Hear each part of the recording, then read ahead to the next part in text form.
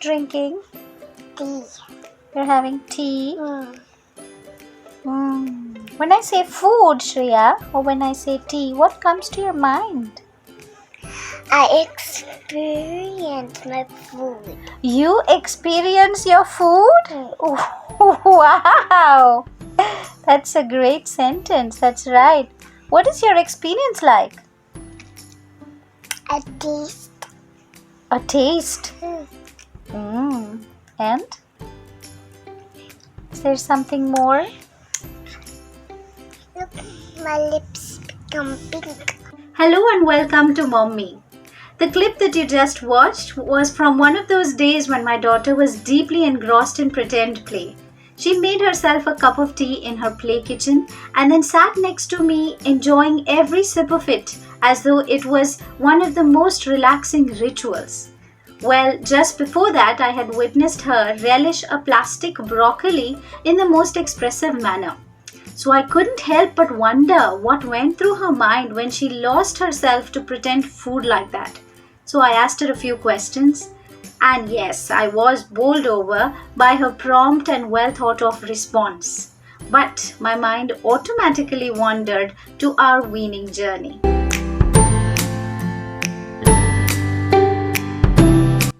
Ellen Satter, a psychotherapist, a pediatric dietitian, and an author, says that when feeding is going well, it is like a smoothly flowing conversation. I'm talking to you about this smoothly flowing conversation in this video. I'm telling you about how we as parents can make feeding or eating less stressful for ourselves and for our children.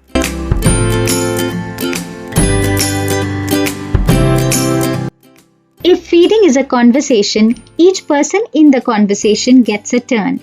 The responsibility of feeding is divided between the parent or the caregiver and the child. The parent is in complete control of and is responsible for the what, the where, and the when of feeding, whereas the child is in complete control of and responsible for how much and whether of feeding. As parents, it is our responsibility to decide on what to feed our children, where to feed our children, and when to feed our children. At the same time, it is our kids who are responsible for how much they're going to eat and whether they're going to eat or not. As hard as this fact is to digest, it is true that if a child does not want to eat, no matter what you try and how much you try, the child won't eat. Hence the division of responsibility.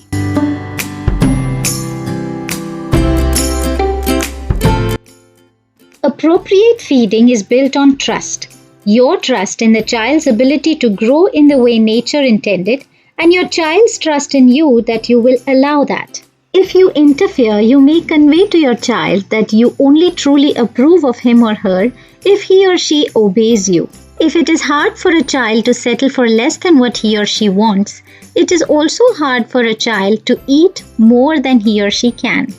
Force feeding is simply miserable and extremely costly emotionally for both the parent and the child. In the attempt to get a child to eat more, a parent may end up creating a deep hate for food or eating in a child's mind.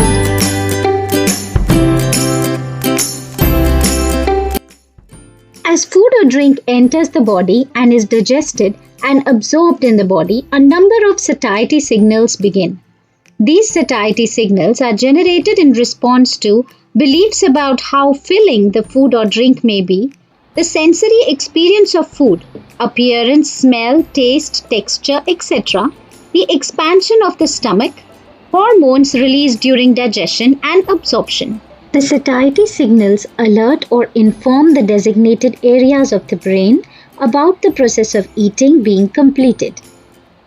Eating behaviors and satiety can be influenced by many factors, such as palatability and pleasure that the child experiences while consuming food, the variety of food that is presented, portion sizes, the emotional state that a child is in while eating, the social situation that a child is in while eating, whether the child is at home with family or whether the child is eating at a party with a distraction around him or her, and the physical activity levels that a child has before eating food.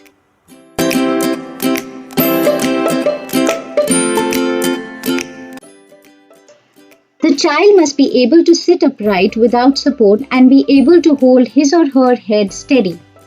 Oromotor development must be complete. Oromotor development is the development of the muscles and nerves around the baby's mouth. To eat and master the mechanics of eating, the baby must be able to gather food with the tongue and propel it to the back of the throat past the opening of the windpipe. This facilitates swallowing. If swallowing is incomplete, the baby may choke. The tongue thrust or extrusion reflex must be lost, and the tongue needs to flatten when the food is placed in the mouth. The baby must show keen interest in food while watching you eat. Choose food that is developmentally appropriate. Have the baby's permission before feeding. You may want to touch the spoon to the baby's lips and allow the baby to lick. If the baby likes the food, he or she will display enthusiasm, and if not, he or she will withdraw, showing signs like pursing lips or blowing out the food or turning away. Gagging can be normal and is the strongest at around 4 months. Gagging indicates that the baby is learning to chew. If, however, gagging persists beyond 12 months or occurs too frequently before that, professional advice can be sought.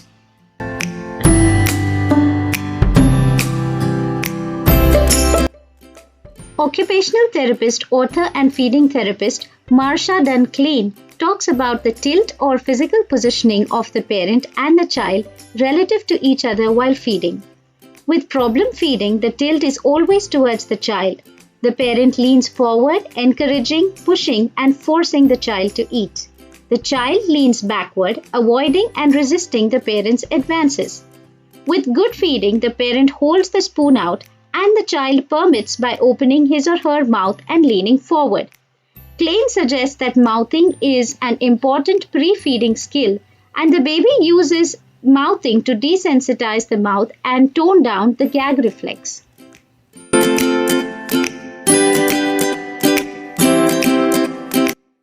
A toddler is growing to develop autonomy and has strong likes and dislikes towards foods. Separation and individuation begin during the second half of the first year. A preschooler is self-aware, lacks self-control, and may look to please the parent and is eager for positive reinforcement and praise.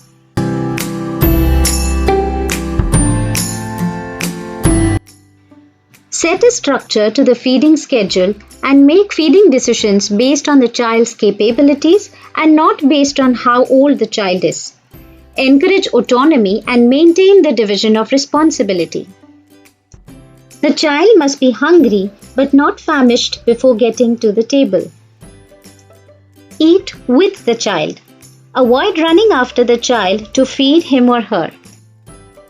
Designate an area for meal times and encourage family meal times.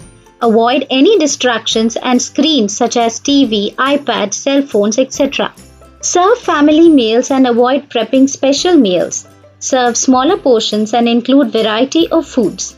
Involve the preschoolers in the process of cooking, encourage serving themselves, and involve them in laying out the table. Encourage mindful eating by discussing the taste, texture, sound, color, etc. of food.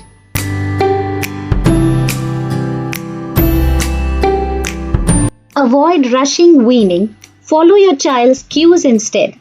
Do not force feed. Avoid controlling your child's preferences for eating and allow your child to choose from what you serve. Respect the child's decision on how much to eat. Avoid pushing, bribing, rewarding, and pleading. Do not expect your child to finish what is served on the plate. Food wastage is a natural part of weaning and self-feeding. Do not allow snacking between meals or grazing.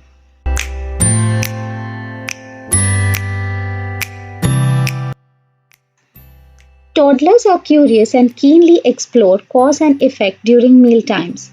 I always put a food catching mat on the floor for any unexpected throwing and reinforced that food is to eat and toys are to play.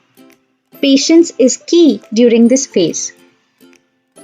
Division of responsibility is crucial. Children need to feel competent about eating. They learn to eat a variety of food and take responsibility for their own eating when they are regularly offered food in a no pressure environment. No pressure means getting food on the table and eating with the child instead of feeding him or her. Preschoolers are playful and may not be focused after they have reached satiety. Set limits beyond which mealtime may be terminated. I often allow for an extra 20 minutes till everyone in the family is done with their meals and then inform my daughter that she may have to give up her plate. Good nutrition is all about providing, optimizing, and celebrating. It is certainly not about restricting, controlling, or avoiding. A good parent is not somebody who has answers to all the questions or someone who thinks that he's convinced about the rightness of his or her ways and is unwilling to swerve from it. A good parent is in fact somebody who is well tuned in with the cues of the child and is willing to change at any point in time during the feeding journey if something doesn't work for them. If you feel that you have been informed through this video, please share it with your friends and family and subscribe to my channel. I have attached a link to my blog in this description box below where I share my experiences and you may be able to learn more about this topic. Thank you so much for watching and stay tuned for my next video.